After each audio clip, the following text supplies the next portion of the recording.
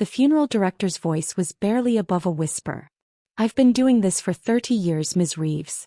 Something isn't right about your father's mouth." I stood in the preparation room of Eternal Rest Funeral Home, staring at my father's body.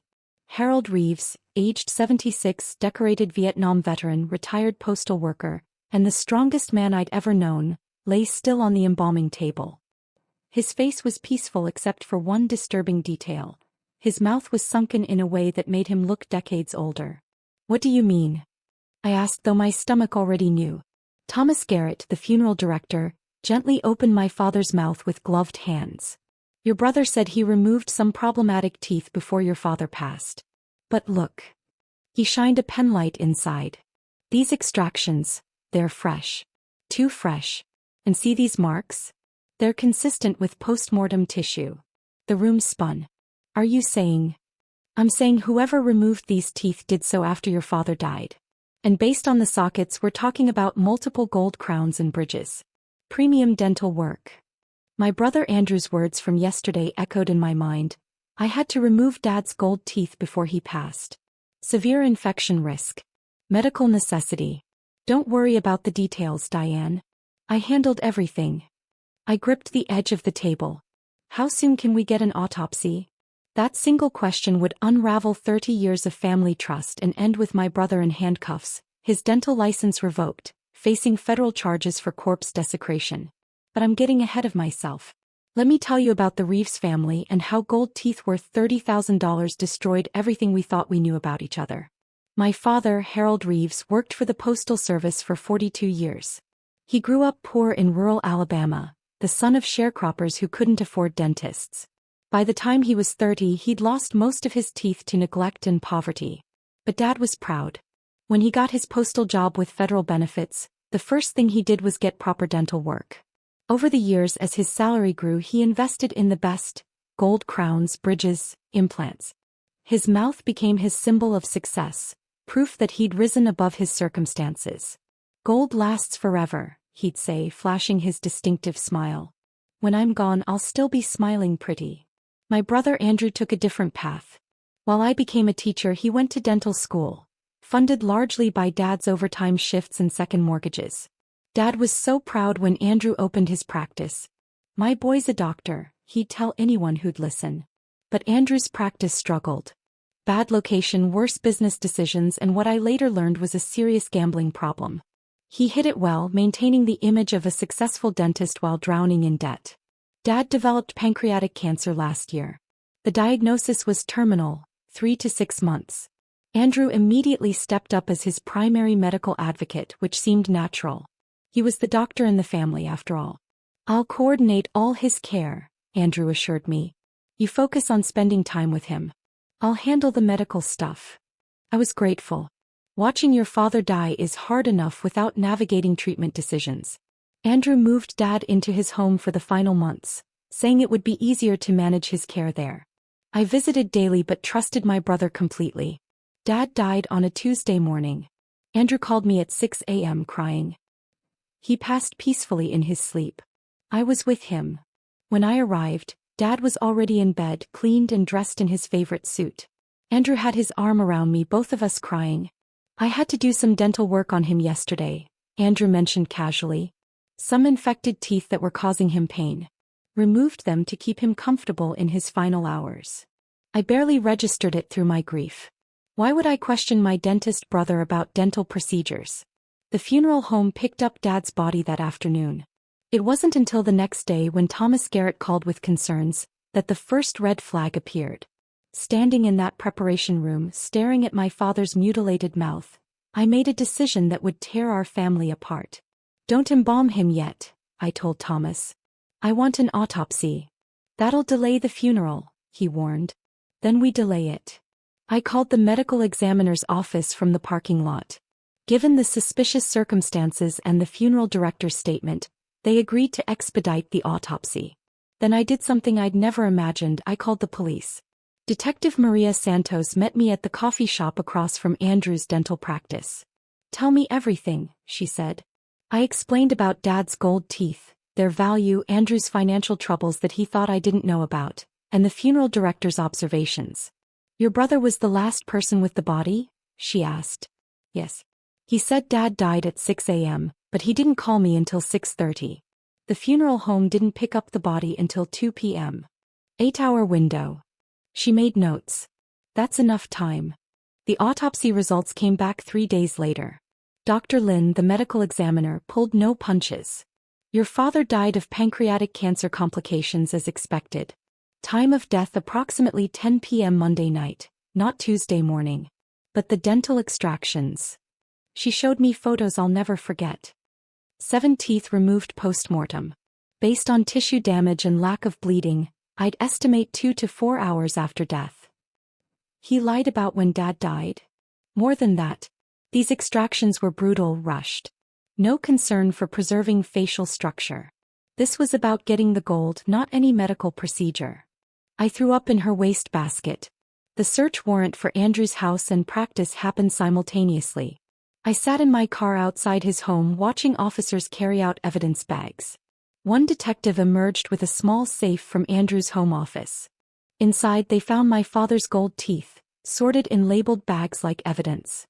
$30,000 worth of gold dental work, carefully extracted and catalogued. They also found his gambling debts, $180,000 owed to various creditors, including some dangerous people. Andrew was arrested at his practice in front of patients and staff. The image of him in handcuffs still wearing his white coat made the evening news. Dentist accused of stealing gold teeth from dead father. In interrogation, Andrew broke down completely. Detective Santos let me watch from behind the mirror. I didn't mean for it to happen, he sobbed. Dad died Monday night. I panicked. I owed so much money and there was all that gold just there. He was dead. He didn't need it anymore. So you mutilated your father's corpse for money? Santos asked. It wasn't like that. I'm a dentist. I know how to extract teeth. I thought no one would notice. Say it was medical necessity. Who questions a dentist about dental work? Your sister did. Andrew looked directly at the mirror then, knowing I was watching. Diane, I'm sorry. I'm so sorry. I just needed time to pay everyone back. Dad would have understood. He would have wanted to help me one last time. But Dad wouldn't have understood. Dad, who treasured that gold smile as proof of his success, who explicitly stated in his will that he wanted to be buried whole and dignified, would have been horrified. The charges piled up. Abuse of a corpse. Grand theft. The gold was legally mine and my brother's inheritance, but taking it from a corpse made it theft. Filing a false death certificate, lying about time of death. Fraud. Violation of state dental regulations. The dental board moved faster than the criminal courts. Andrew's license was emergency suspended pending investigation. At the hearing, the board was visually disgusted. Dr. Reeves, the board president, said, "You violated the most fundamental trust between a healthcare provider and patient. You desecrated your own father for profit. This board has never seen such egregious violation of professional ethics. License revoked permanently. No chance of reinstatement." The criminal trial was worse. Prosecutors painted Andrew as a desperate gambling addict who saw his dying father as a gold mine. They showed photos of Dad's mangled mouth, the rushed extractions, the careful cataloging of gold for sale. Andrew's defense attorney tried to argue emotional distress and financial desperation. He wasn't thinking clearly. Grief and pressure made him act irrationally. But the jury saw what I saw. A man who lied about his father's death time to give himself a window for grave robbing. Guilty on all counts. At sentencing, I gave a victim impact statement. My father raised us alone after Mom died. He worked double shifts to put Andrew through dental school. He died believing his son was a successful doctor who would handle his final arrangements with dignity. Instead, Andrew violated Dad's body for gold he was selling to pay gambling debts. He stole more than teeth. He stole our father's dignity and our family's trust. Andrew got 5 years in prison, 3 years probation and $50,000 in fines. He cried as they led him away, calling out apologies that felt hollow. The gold teeth were returned to me as evidence after the trial. $30,000 worth of dental work sitting in evidence bags. I couldn't bear to look at them. I had them melted down and donated the money to a dental charity that provides free care to low-income seniors. It felt like something Dad would approve of. Turning Andrew's crime into help for people like he once was, too poor for proper dental care. The funeral home redid Dad's face as best they could with prosthetics. We buried him 6 months after he died, his mouth reconstructed but never quite right. I still see that sunken face in my nightmares. Andrew served 3 years before early release. He works in a warehouse now, banned from anything medical. We don't speak. How do you forgive someone who literally robbed your father's grave? Sometimes I get letters from him. Long, rambling apologies about addiction and desperation. I don't read them anymore. The brother who extracted our father's gold teeth in the dark hours after death isn't someone I can forgive. But the hardest part is the memory corruption. Every childhood recollection of Andrew is tainted now. The brother who helped me with homework, who gave me free dental cleanings, who cried at Dad's bedside. Was he always capable of this? Did I miss the signs? Thomas Garrett, the funeral director who started it all, still sends me Christmas cards. In 40 years, he wrote once, I've seen a lot. But you did right by your father. Not everyone would have asked the hard questions. He's right. It would have been easier to accept Andrew's explanation, to bury Dad quietly and never know. But that sunken face, that violated mouth, demanded justice. My father worked his whole life for that golden smile. It represented everything he'd overcome, everyone he'd risen above. Andrew didn't just steal gold, he stole a symbol, a legacy, a final dignity. $30,000. That's what my brother thought our father's dignity was worth. The price of gold fluctuates, but the cost of Andrew's betrayal is fixed forever. One father, one family, one brotherhood, all destroyed by desperate greed and glittering teeth. Dad always said gold lasts forever. He was right. Those teeth outlasted his life, our family, and any chance of redemption. But they didn't outlast justice.